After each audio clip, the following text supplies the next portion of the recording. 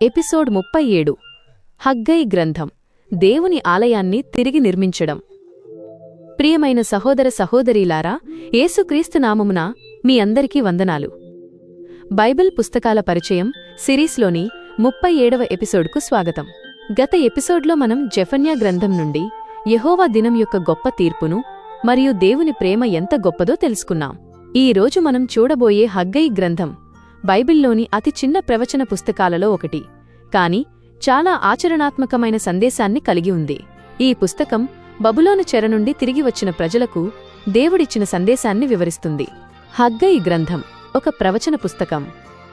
ఈ పుస్తకం బబులోను చెర నుండి తిరిగి వచ్చిన యూదా ప్రజలకు వ్రాయబడింది. వారు యెరూషలేముకు తిరిగి వచ్చినప్పటికీ వారు దేవుని ఆలయాన్ని తిరిగి నిర్మించడానికి బదులుగా వారి స్వంత ఇళ్లను నిర్మించుకోవడానికి ప్రాధాన్యత ఇచ్చారు. దేవుడు హగ్గయి ద్వారా వారిని హెచ్చరిస్తాడు మరియు ఆలయాన్ని తిరిగి నిర్మించమని ప్రోత్సహిస్తాడు. రచయిత మరియు వ్రాయబడిన కాలం. ఈ పుస్తక రచయిత హగ్గయి ప్రవక్త.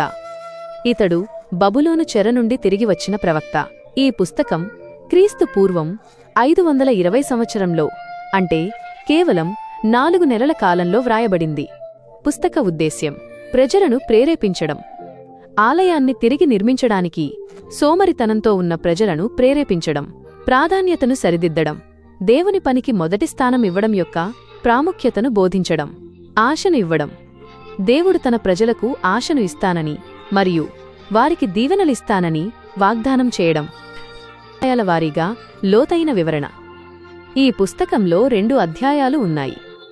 ప్రతి అధ్యాయం దేవుని నుండి వచ్చిన సందేశాన్ని వివరిస్తుంది. అధ్యాయం 1. పని ప్రారంభించండి. వచనాలు 1 నుండి 11. హగ్గయి ప్రవక్త యూదా ప్రజలకు దేవుని నుండి ఒక ప్రశ్నను అడుగుతాడు. మీరు చెక్క పలకలతో ఉన్న మీ ఇళ్లలో నివసించడం సరైనదేనా? కాని నా ఇల్లు శిథిలాలుగా ఉంది అని అడుగుతాడు. దేవుడు ప్రజలు వారి సొంత పనులకు ప్రాధాన్యత ఇవ్వడం వల్ల వారికి ఏ పనిలోనూ దీవెనలు లేవని చెబుతాడు. వారు కష్టపడి పనిచేస్తున్నప్పటికీ వారికి ఏమీ మిగలడం లేదని అంటాడు. వచనాలు 12 నుండి 15. హగ్గయి యొక్క సందేశాన్ని విన్న ప్రజలు జెరుబ్బాబెలు మరియు యెహోషువ నాయకత్వంలో దేవునికి విధేయతగా ఉండి ఆలయాన్ని తిరిగి నిర్మించడానికి పనిని ప్రారంభిస్తారు. దేవుడు వారికి నేను మీతో ఉన్నాను అని చెబుతాడు. అధ్యాయం 2. భవిష్యత్తు మరియు మహిమ. వచనాలు 1 నుండి 9. దేవుడు ఈ ఆలయం యొక్క భవిష్యత్తు గురించి ఒక గొప్ప వాగ్దానాన్ని ఇస్తాడు. ఈ ఆలయం మొదటి ఆలయం వలె పెద్దది కాకపోయినా దేవుడు దానిని మహిమతో నింపుతాడని వాగ్దానం చేస్తాడు. ఈ చివరి ఆలయం యొక్క మహిమ మొదటి దానికంటే గొప్పదిగా ఉంటుంది అని చెబుతాడు. ఈ ప్రవచనం యేసుక్రీస్తు ద్వారా నెరవేరుతుంది. వచనాలు 10 నుండి 19. దేవుడు ప్రజలు పశ్చాత్తాపపడినందుకు వారిని దీవిస్తానని వాగ్దానం చేస్తాడు. గతంలో వారి పొలాలు శాపగ్రస్తమయ్యాయి, కాని ఇప్పుడు వారు పనిని ప్రారంభించినందున దేవుడు వారికి దీవెనలు ఇస్తానని చెబుతాడు. వచనాలు 20 నుండి 23. ఈ భాగం భవిష్యత్తు గురించి ఒక గొప్ప ప్రవచనం. దేవుడు భూమిని మరియు ఆకాశాన్ని కదిలిస్తానని చెబుతాడు. ఆ తరువాత దేవుడు జెరుబ్బాబెలును తన ముద్ర ఉంగరం వలె చేసుకుంటానని వాగ్దానం చేస్తాడు. ఈ వాగ్దానం క్రీస్తు యొక్క వంశాన్ని సూచిస్తుంది. మన జీవితానికి అన్వయం. హృదయాన్ని తాకే పాఠాలు. ప్రియమైన వారలారా, హగ్గయి గ్రంథం నుండి మనం నేర్చుకోవాల్సిన పాఠాలు చాలా ఉన్నాయి. 1. ప్రాధాన్యతలు ముఖ్యం. మనం మన సొంత పనులకు, మన సొంత సౌకర్యాలకు ప్రాధాన్యత ఇచ్చి దేవుని పనిని విస్మరించకూడదు. 2. దేవుని పనికి మొదటి స్థానం. మనం మన జీవితంలో దేవుని పనికి మొదటి స్థానమిస్తే ఆయన మనల్ని దీవిస్తాడు. 3. సోమరితనం యొక్క పరిణామాలు. సోమరితనం మరియు ఆలస్యం మన ఆధ్యాత్మిక జీవితంలో ఆటంకాలను తెస్తాయి. 4. దేవుని వాగ్దానాలు నమ్మదగినవి. దేవుడు తన ఆలయాన్ని మహిమతో నింపుతానని వాగ్దానం చేశాడు, అది యేసు ద్వారా నెరవేరింది. 5. ప్రోత్సాహం యొక్క విలువ. హగ్గయి ప్రజలను ప్రోత్సహించాడు. మనం కూడా ఇతరులను దేవుని పనిచేయడానికి ప్రోత్సహించాలి. 6.